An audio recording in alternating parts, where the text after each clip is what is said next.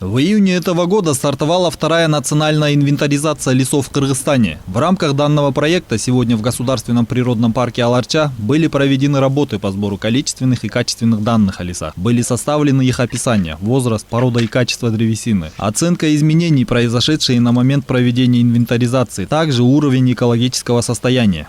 Полученные цифры национальной инвентаризации леса, мы думаем, будет основой для разработки уже национальных планов управления, национальных государственных программ.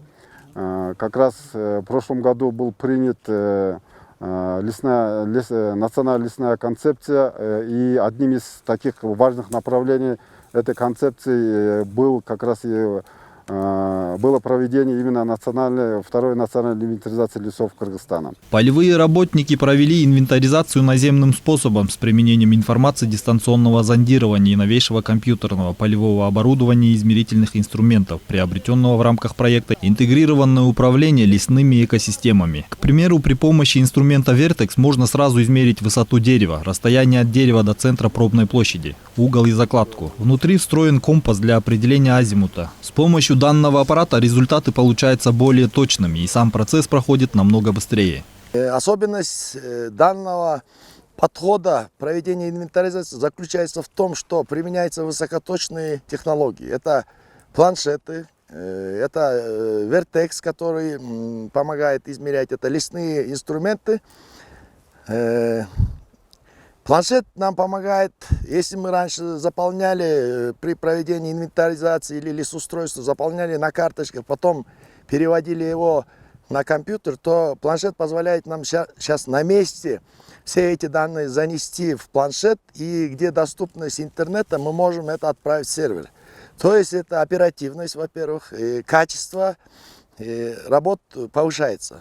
Помимо этого, полевики оснащены металлоискателями для обнаружения металлических кольев на пробных площадях, установленных в рамках первой инвентаризации, который был проведен с 2008 по 2010 годы. Также планшетами со встроенным приложением для сбора полевых данных, GPS-приемниками, рациями, компасами, рулетками и мерными вилками, сигнальными мелками, красками и так далее. На особо труднодоступных и труднопроходимых участках обследование проводится с помощью двух беспилотных летательных аппаратов, то есть дронов, с помощью которых можно узнать среднюю высоту деревьев, количество, плотность посадки лесных насаждений.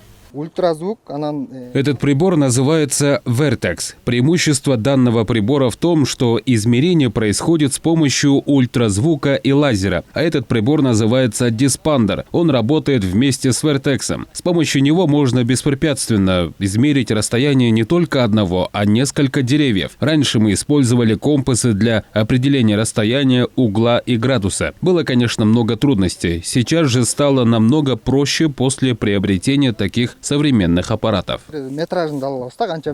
Стоит отметить, что вторая национальная инвентаризация лесов в Кыргызстане проводится Государственным агентством охраны окружающей среды и лесного хозяйства. Первая инвентаризация была проведена с 2008 по 2010 годы, в ходе которой было выявлено, что больше 1123 тысяч гектаров или 5,6% от всей территории республики покрыто лесами, а более 277 тысяч гектаров лесов не вошли в государственный лесной фонд. Азамат Кенжешев, Алтынбек Саакиев, Нью ТВ.